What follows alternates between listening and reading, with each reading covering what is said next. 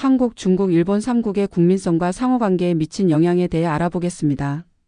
국민성은 그 나라의 역사, 지리, 문화, 사회구조 등 복합적 요인에 의해 형성되며 국내 정치, 사회통합 및 대외 정책에 영향을 미치고 나아가 주변국 및 국제사회와의 관계 형성에도 큰 영향을 미칩니다.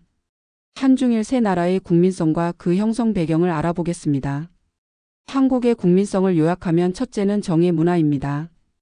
한국인들은 인간관계를 중시하고 정서적 유대가 강합니다. 둘째, 빠른 변화 적응력입니다.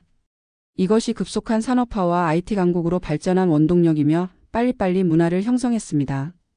셋째, 경쟁심과 교육열이 강합니다. 높은 교육열은 신분 상승이 교육에 달려있음을 의식한 결과인데 그로 인해 입시 경쟁, 취업 경쟁이 치열합니다. 넷째는 공동체 의식과 유교적 위계 질서가 강합니다. 한국인들은 가족 및 조직을 중심으로 생각하고 자신이 속한 집단의 충성도가 강하며 연장자를 존중합니다. 이러한 국민성을 형성한 배경은 무엇인지 살펴보겠습니다. 한국은 역사적으로 외세의 침략을 많이 받았습니다. 고려시대부터 조선조까지 북방 세력과 외적의 침략이 잦았고 일제강점기와 한국전쟁을 겪으면서 강한 생존의식과 단결력이 형성되었습니다. 유교의 윤리관은 백성들로 하여금 위계질서를 존중하고 효와 예절을 지키도록 계몽했습니다. 1960년대 이후의 고속성장과 산업화 과정에서는 효율과 속도의 중요성을 각인시켰습니다. 한반도의 분단 이후 안보 불안은 국민들에게 집단주의와 결속력을 바탕으로 국방의식을 고취시켰습니다. 중국의 국민성은 첫째 집단주의와 체면 중시 문화입니다. 이것이 개인보다는 가족, 사회, 국가를 중시하는 풍조를 만들었습니다. 둘째, 인내와 유연성입니다. 순간순간 일희일비하기보다는 장기적 안목과 변화를 받아들이는 습성이 고착화되었습니다. 셋째, 관시, 즉 인간관계 네트워크를 통한 사회적 활동을 중요시합니다. 넷째, 오랜 역사에 대한 자부심과 중화사상이라는 문화적 우월감이 강합니다. 국민성이 형성된 배경으로 맨 먼저 5천년 역사와 대륙문화를 들 수 있습니다.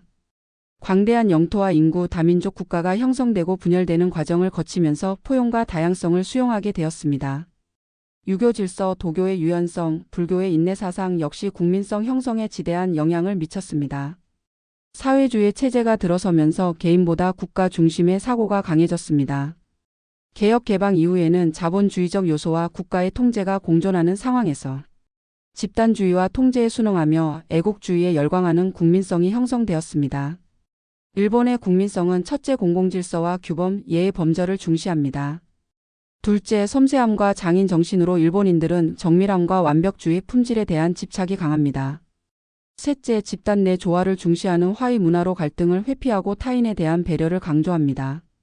넷째, 신중하고 보수적인 성향으로 변화보다 안정을 중시하는 경향이 강합니다. 이러한 국민성의 형성 배경을 보면 우선 섬나라 지형을 들 수 있습니다. 바다라는 장애물이 감싸고 있어서 외부 침입이 적었고 내부 조화와 질서를 중시하도록 만들었습니다. 260년간 지속된 에도시대의 평화와 고립이 신중함과 전통 중시 성향을 강화시켰습니다. 유교적 위계질서, 불교의 내면성, 신도의 청결 문화가 복합적으로 일본 국민들의 행태와 성향에 영향을 미쳤습니다. 태평양 전쟁에서 패한 후에는 재건과 산업화 과정을 거치면서 형성된 철저한 교육 및 조직 문화가 장기 고도 성장에 기여했습니다. 요약하면 한국은 관계와 정, 속도를 중요시하며 중국은 체면과 인내, 네트워크를 중시하고 일본은 질서, 조화, 정밀성을 중시합니다. 세 나라 국민성의 키워드로 한국은 열정, 경쟁, 효율, 중국은 인내, 유연성, 자부심, 일본은 조화, 신중, 정밀 등을 꼽을 수 있습니다. 한중일 세 나라의 국민성은 각기 다른 방식으로 자국 내 여러 분야에 영향을 미치고 있습니다. 한국의 국민성이 국내 정치, 사회통합 및 대외 정책에 미친 영향을 살펴봅니다. 첫째, 감성적 동원 정치를 야기했습니다. 감정적 국민성이 정치적 사건에 대규모 집단 반응을 일으켰으며 촛불 시위와 태극기 집회 등이 그 사례입니다. 진보와 보수의 갈등에 대한 정서적 몰입이 크며 대화보다는 대결 구도로 이어지는 경우가 흔합니다. 둘째, 사회통합에 긍정적 영향을 미쳤습니다. 우리는 하나라는 인식이 강력한 집단 중심 성향을 보이면서 코로나 초기처럼 국가위기 시에 강한 결집력을 보입니다. 한편 외국인 소수자에 대해서는 배타성을 보이는 경향도 있습니다. 셋째, 역사 인식과 민족주의가 외교 정책에 반영되어 일본과의 외교 관계에 지속적으로 과거사 문제가 핵심이제로 부각됩니다. 실리보다 자존심을 중시함으로써 국제 무대에서 체면 손상에 민감하게 반응하거나 강경 대응으로 이어질 때가 많습니다. 중국의 국민성이 국내 정치, 사회통합 및 대외 정책에 미친 영향을 살펴보겠습니다. 첫째, 국내 정치에서는 중앙 정치에 순응하며 정치 선정과 애국주의에 현혹되곤 합니다. 권위에 대한 존중 성향이 일당 독재, 1인 독재에 대한 사회적 저항을 약화시키고 지도층은 국민적 정체성을 정치도구로 활용하며 민심을 통제합니다. 둘째, 인민들은 정부의 소수민족 억압, 정보통제, 단일 가치관을 통한 국민통합을 의무적 가치로 인식하며 통합이 핵심 수단으로 자유보다 공공안정을 우선하는 것에 순응합니다. 셋째, 대외 정책에서는 중화주의와 국익우선주의를 강조하며 외교 정책은 강경하고 전략적입니다. 체면과 위신을 중시함으로써 사소한 외교적 자극에도 과민 반응을 보이며 공세적 민족주의 외교를 전개합니다. 일본의 국민성이 국내 정치, 사회통합 및 대외 정책에 미친 영향을 살펴볼까요? 첫째, 안정지향적인 정치 문화를 선호하며 많은 사람들이 정치에 무관심하도록 만들었습니다.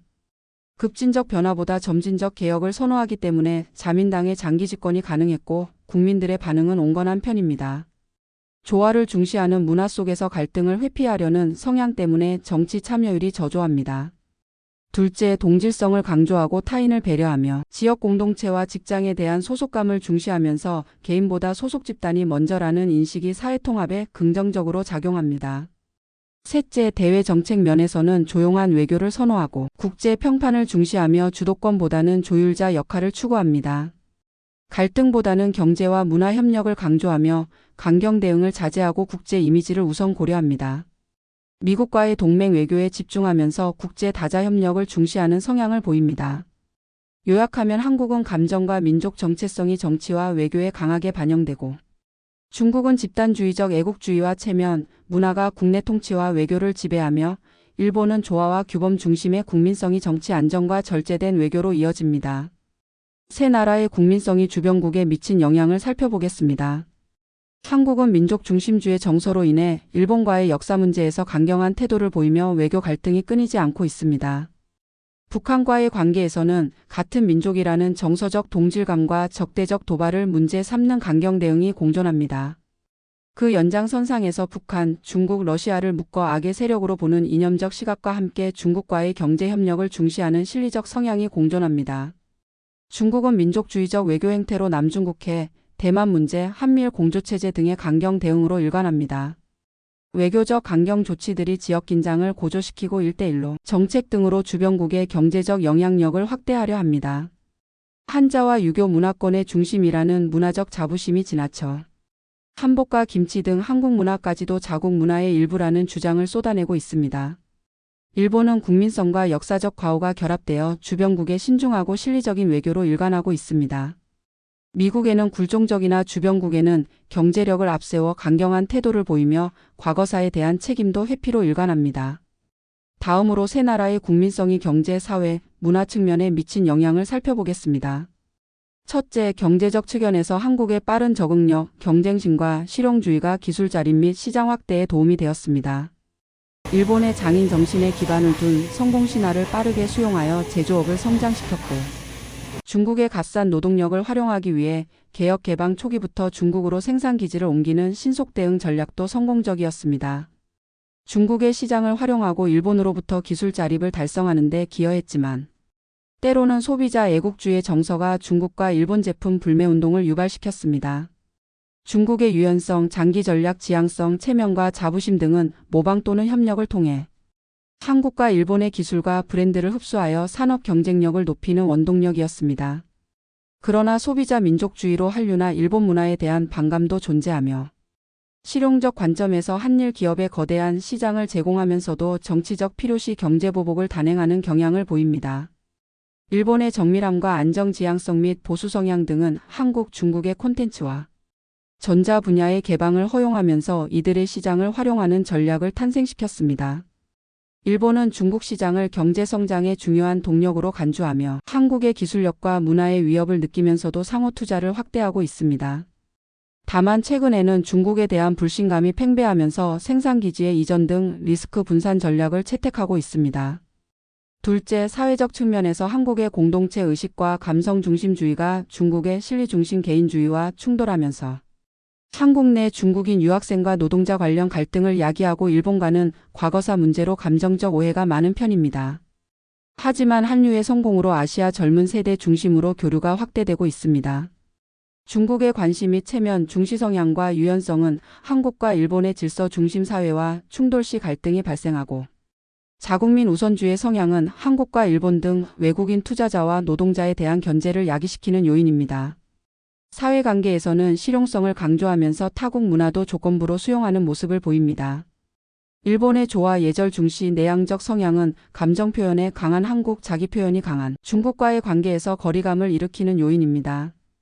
젊은이들은 한국, 중국의 젊은 세대와 교류가 증가하고 있으나 고령자들은 내부 지향적 성향이 강해 문화적 개방이 제한적입니다.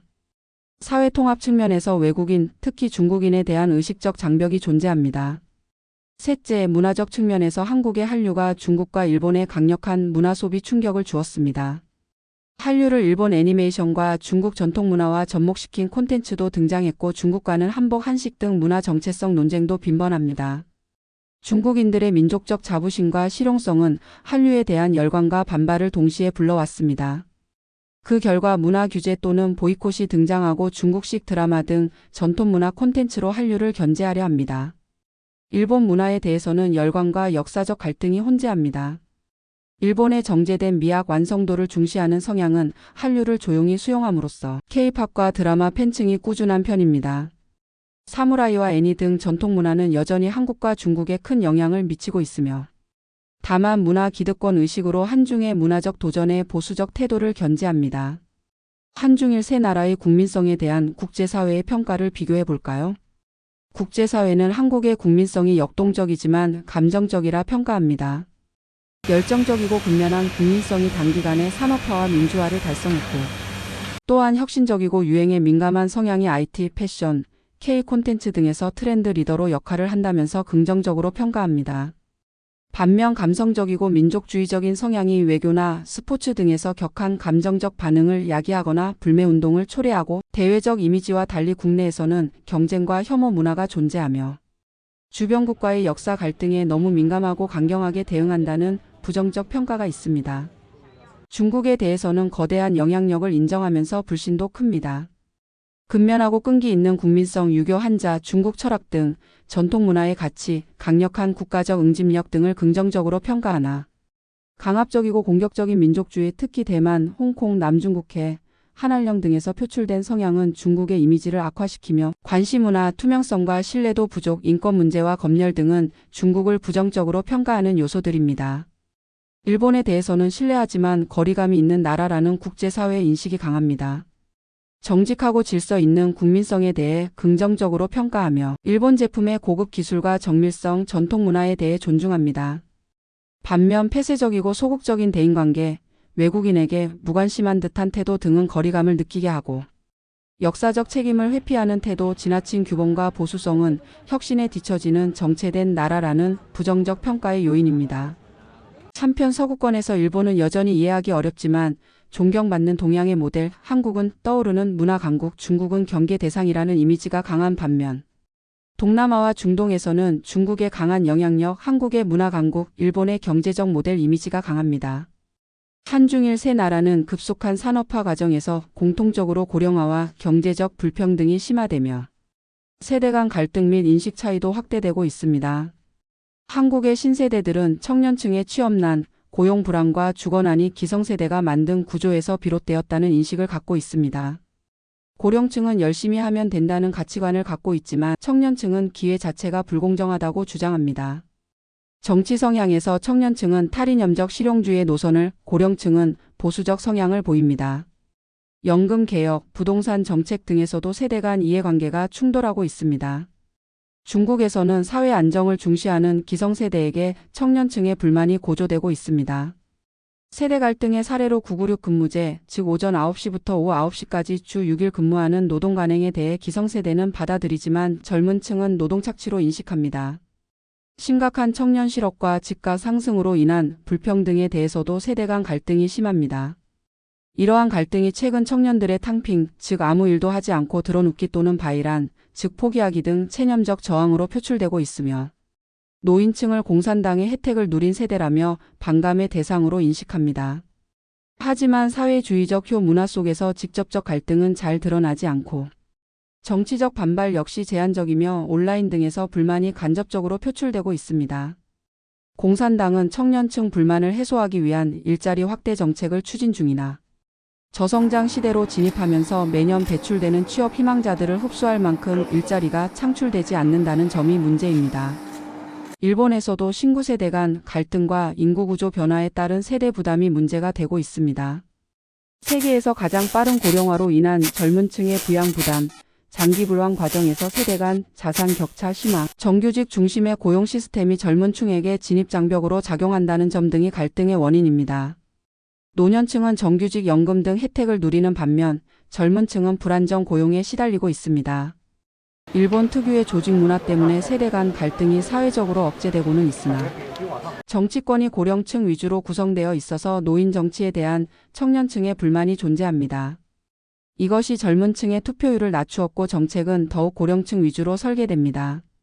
이러한 세대 간 인식 차이 때문에 기성세대와 신세대들이 주변국을 바라보는 시각도 다릅니다.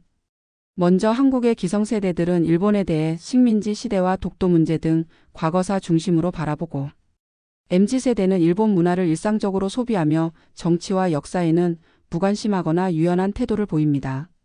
중국에 대해서 기성세대들은 공산주의 체제에 거리감을 느끼고 중화주의와 반한 감정의 우려를 표합니다. 신세대들은 게임, 드라마, 플랫폼을 통해 중국 문화를 일부 수용하지만 전체주의 체제와 표현 통제에 대해서는 반감을 표하기도 합니다. 한편 중국의 기성세대들은 일본에 대해 과거사 교육을 강조하며 전쟁 피해국이라는 인식이 강한 반면 90년대 후반부터 2000년대 후반에 태어난 신세대들은 일본의 애니, 패션, 전자제품 등에 큰 관심을 보입니다. 문화 소비에는 자유로우나 역사 문제에 대해서는 대체로 국가의 관점을 유지합니다. 중국의 기성세대들은 한국에 대한 경쟁심, 경계심이 강하며 한국 문화의 세계적 확장에 대해 질투심도 갖고 있으나 신세대들은 K-팝, 드라마, 뷰티 등을 적극 수용하며 한국 연예인 브랜드를 선호합니다.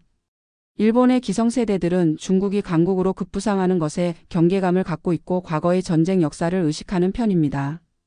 신세대들은 관광, 유학 등 접촉이 많아지면서 중국 문화를 수용하는 편이나 정치와 외교 이슈에는 무관심과 경계심이 공존합니다.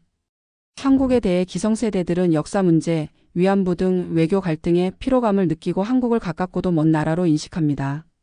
신세대들은 K-팝, K-드라마, 최근에는 한글 등 문화적 호감도가 높으며 오타쿠적 한류 팬층도 존재합니다. 역사 문제에 대해서는 무관심하거나 중립적인 태도를 보입니다. 결론적으로 세 나라의 기성세대들은 대체로 역사, 정치, 민족주의에 치우친 시각을 많이 갖고 있으며 신세대는 상대방의 문화는 수용하되 정치와 역사 이슈에서 갈등을 회피하려는 경향이 강합니다. 이것은 과거사 문제가 기성세대에게는 가까운 과거의 일이지만 신세대들에게는 먼 과거의 일로 현실감과 중요성이 떨어지기 때문입니다. 이런 점에서 신세대가 주인이 되는 미래에는 국가관계가 과거사 문제로 인한 소모적인 논쟁이나 갈등 대신 이성적, 미래지향적 방향으로 전개되지 않을까 전망해 봅니다. 시청해 주셔서 감사합니다.